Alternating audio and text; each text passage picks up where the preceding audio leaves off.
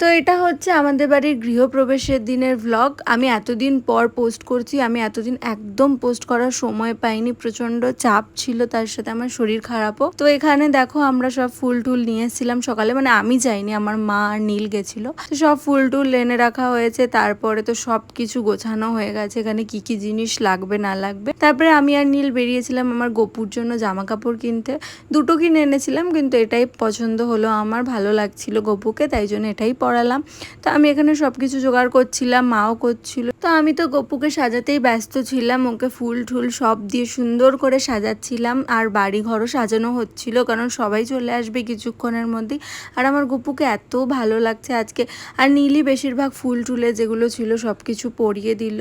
আর তারপরে তো আমি গপুর অনেকগুলো ভিডিও নিয়েছি, ফটো তুলেছি, যেগুলো আমি পোস্ট করবো ভেবেছি। তো আজকের ভ্লগটা এই পর্যন্তই, দেখা হবে গৃহপ্রবেশের নেক্সট ভ্লগে। ততক্ষণে যেন টাটা।